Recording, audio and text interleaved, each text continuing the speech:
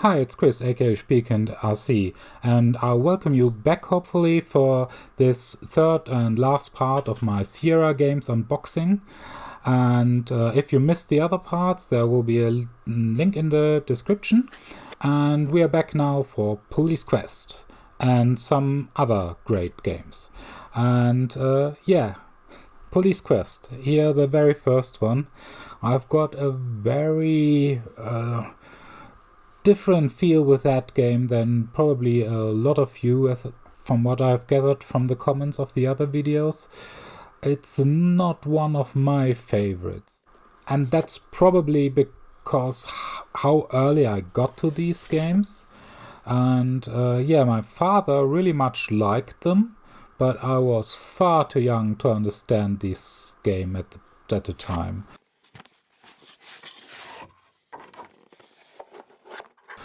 Police Quest is, in my mind, very much a police highway patrol simulator.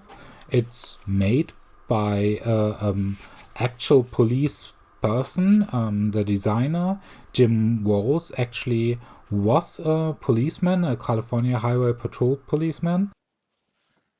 And yeah, this game is very much by the book, literally. Like you see this handbook here, and also from Police Quest 1, explicitly explains how you have to react on certain radio calls and how you have to pull a person out of the car and to be secure. And if you do anything wrong, normally he ends up in you dying to be shot or to be fired. And yeah, I found that really hard. I couldn't really read this book that kind of explained it all, and I found it very frustrating. Like you are as a child. I just forgot to put the guns back into my locker. Hey, what's the big deal? And yeah, you lost because you didn't do that. Yeah, as I said, my father really liked the series, and I played it as well, kind of. I mean, I sat by him and watched him play. I couldn't really help, and a lot of times it didn't really feel like a point-of-click adventure. That's probably why my father liked it, and I just couldn't get into it as much. Yeah, here you see again, like King's Quest 3, like Space Quest 4, got to the bigger boxes and lost the nice, yeah, novel kind of format the first boxes had. And yeah, here we are again, normal stuff. And that's a very interesting card. This is the Sierra network, where they tried to do an online community thing where you could play with other people, card games and mini games. That was very special, very early, a very cool project that totally fell on its nose. I think it was a very ambitious project from Ken Williams himself that sadly failed. But yeah, here we are again with super nice fluff that was included in the box, and you see all the radio calls, so when you saw the numbers you knew what was happening and how you should react in certain situations. Pretty hard game, pretty hard, frustrating, and yeah, a lot of people out there love it.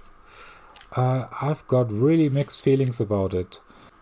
Anyway, it was a really cool, interesting other way to make an adventure game, and the series was pretty successful. Yeah, I don't know what to say else about it. I think I played Police Quest 3 a lot more than the other twos, but I don't think I've finished any of these. I've watched videos like playthroughs, and they are really cool. and really beautiful boxes as well. But yeah, not quite for me. This was more a game for me. Again, Jim Walls, the same designer that did the Police Quest series, did this one. Yeah, it has this whole James Bond vibe going for it that I really liked and responded to.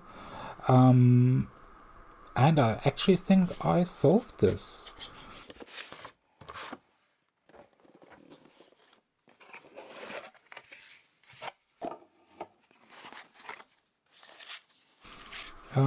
Here we go. Several discs and fluff, as usual. I love the fluff. Technical manuals, maps. It's all there again. Really nice. Yeah, the submarine simulation part was a little bit annoying. Yeah, I think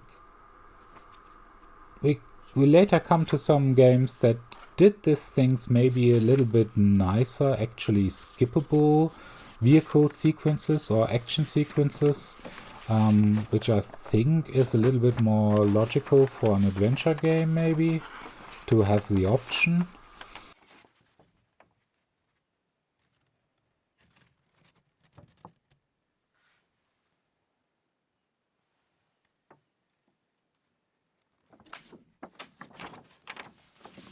Very nice. To put that beside you makes you feel just more into the game. But I'm sure I didn't have that as an original back then. I had like the backup copy.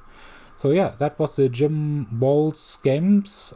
He made a lot of more police quests, or there were more police quests, but I think, yeah, they were quite different and as well not that greatly received. So here we got like a very special game as well, Gold Rush. That's a game that I actually never played, but is quite different to other games. It had actually several different, I think 3 different ways you could finish the game.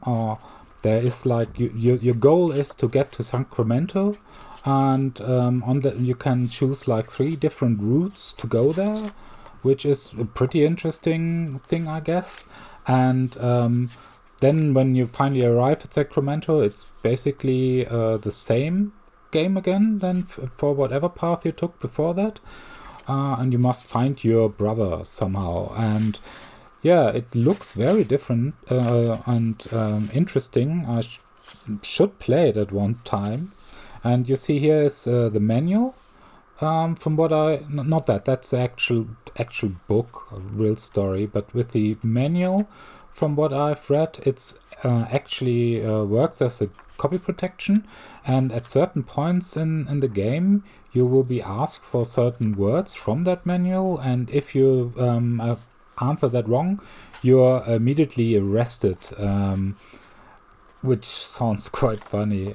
Yeah, I should play that. And again, beautiful fluff. I mean, a whole book about that era.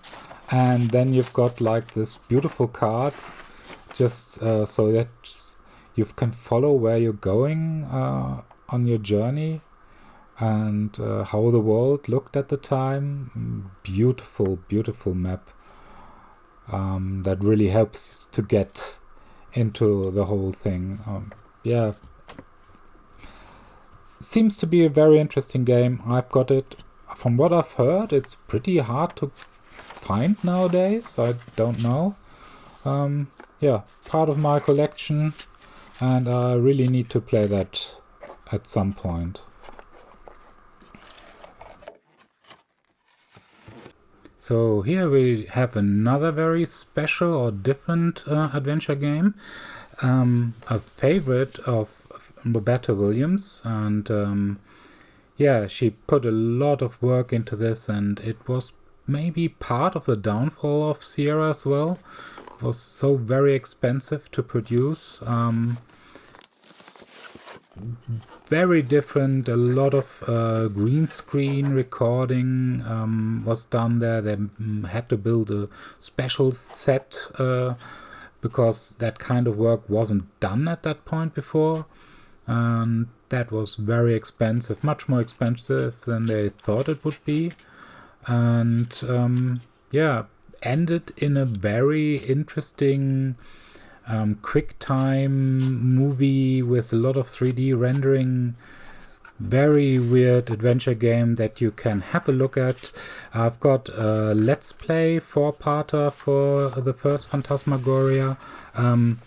It's very funny, but probably unintentional funny. And yeah, have a look. Very nice. It was included this photocopied hint book for Phantasmagoria that I didn't need. But whoever sold me that copy had that in there. But yeah, look out. It's for 18 years and over. Not for today's standards. Yeah, here we got Phantasmagoria 2. And from what I've gathered, it's a lot worse than the first one. Roberta Williams wasn't really included as well in this production that was already happening at the downfall of Sierra. Yeah, she needed to work on King's Quest 6, I think, if I remember right. Yeah, and if you look at these really wonky pictures, it beams from the eye and yeah. I'm probably going to do a Let's Play of that sooner or later as well, but I'm not expecting much here. But it's probably fun, or at least it's funny again. Yeah, special, very special series, Phantasmagoria. Yeah, Phantasmagoria. Have a look at my other videos with the Let's Play of Phantasmagoria. So now we're getting to some of my favorite games of the whole Sierra time, and they're actually not Sierra games. They are a daughter company from Sierra. They're from Dynamics and made by Jeff Tunnell. And we've got here Rise of the Dragon.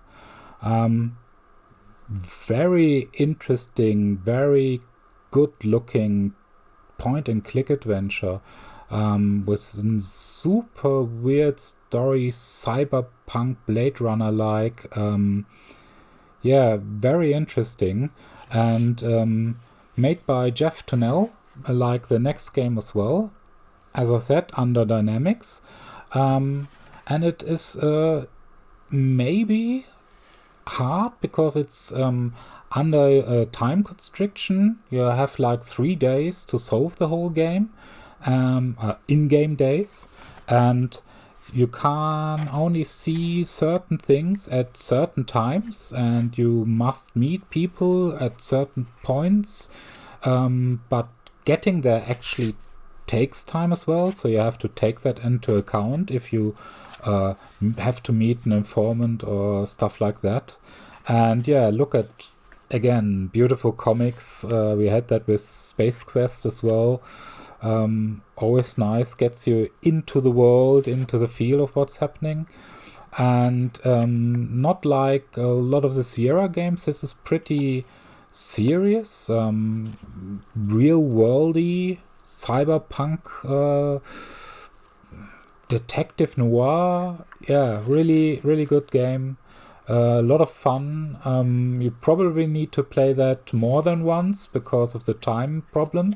You will run into problems, and yeah, but a proper point-and-click adventure. And this time, I liked it a lot, and the look of it especially.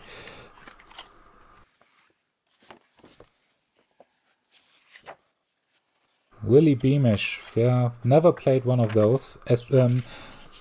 Probably Dynamics is better known for Willy Beamish games.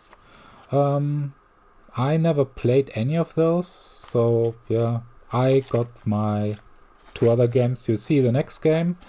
on the right side already. This game was made 1990, and the next Dynamics games that's coming is from 1991, and as well from Jeff Tonnell. This is then the Heart of China.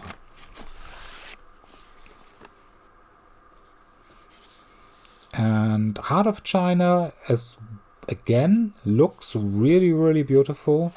Super nice box. You see the embossed graphics here on the sleeve. Beautiful game. Very much an Indiana Jones kind of vibe. Yeah, good, really cool characters. Nice locations, but not like Rise of the Dragon. You don't have any time things going on there. It's just a proper point and click adventure. Again, not too funny, more the serious kind, but really, really good. I would recommend that. And beautiful manual, really nice paper. I mean, that's not something you normally would mention with a game, but the paper really is different than a lot of manuals, really thick and heavy.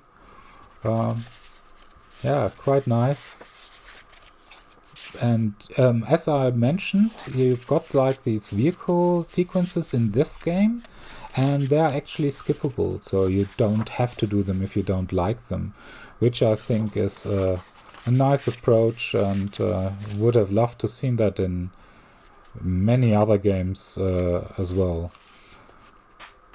Yeah, really hefty, nice looking manual. And yeah, here you go. Some more fluff. The travel guide, again with hints about locations, persons you meet, that probably are essential for solving this game.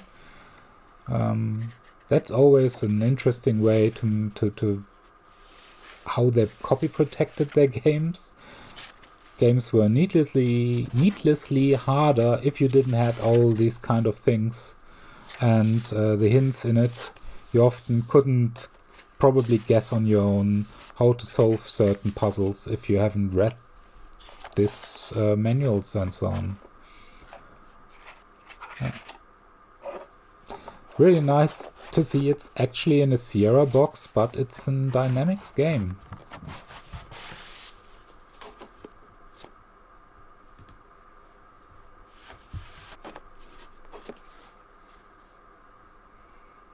Yeah, there were two, sadly only Dynamics adventure games.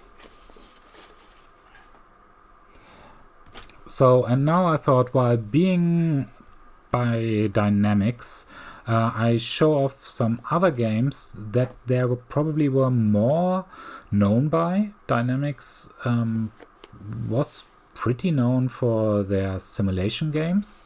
They had quite a few. And I own, for example, here A10, the Tank Killer.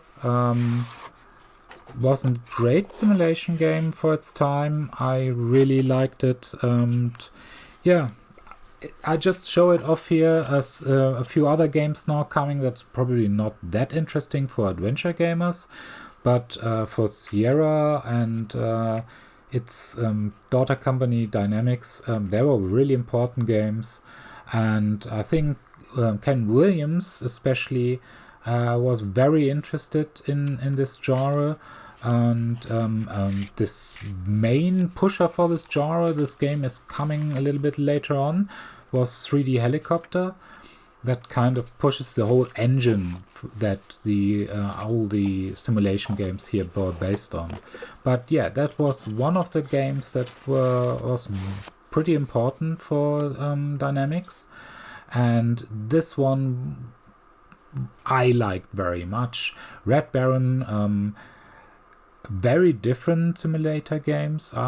Game I was pretty into simulators, And Red Baron offered a very different kind of game, or scenario, especially with World War One. And yeah, you see again, so nice to have these cards while in your missions, open them up, having them beside your keyboard, puts your mind into this whole thing that you're going to do. And yeah, just look at this beautiful book that just gets you into the mood.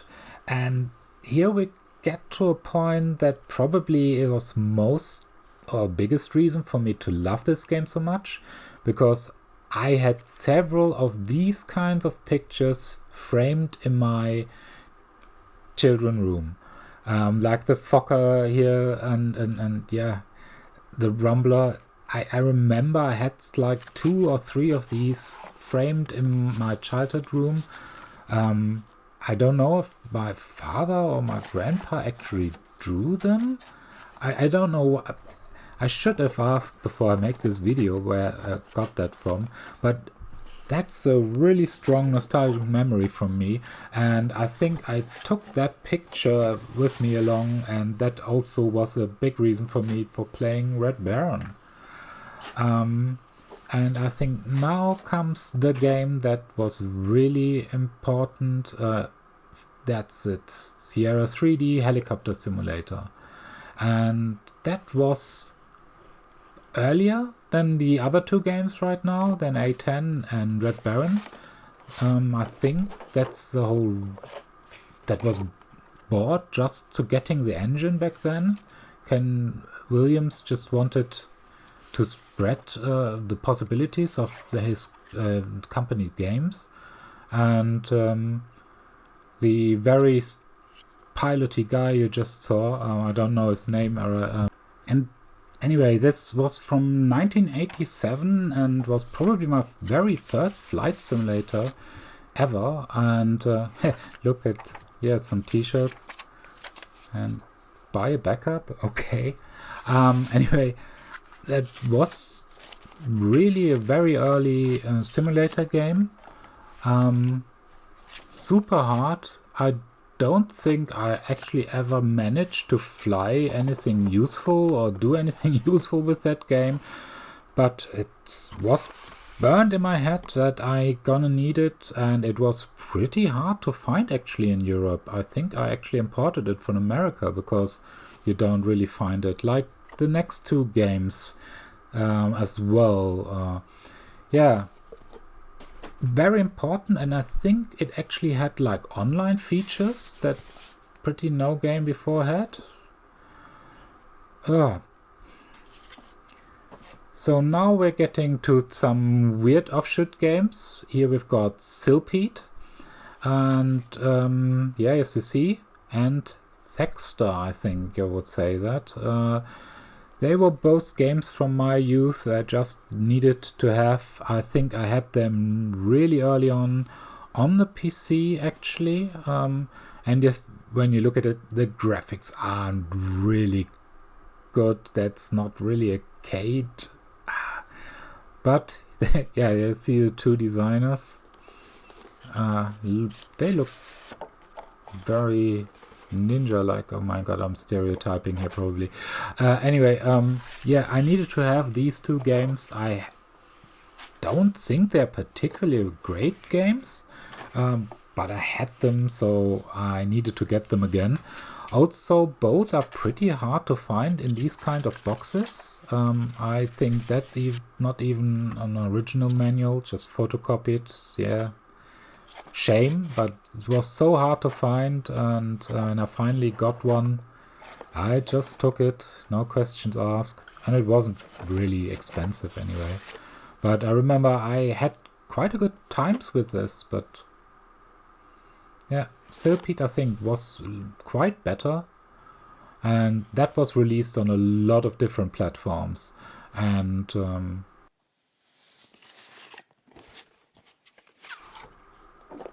again, Sierra games. I said I'll show you all the Sierra games I've got. Here you are.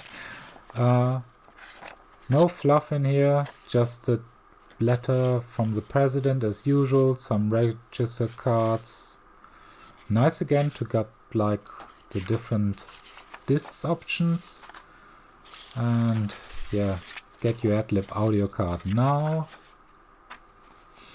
Yeah, and that's basically it. That's my whole Sierra Dynamics collection I've got, and I really hope you enjoyed it.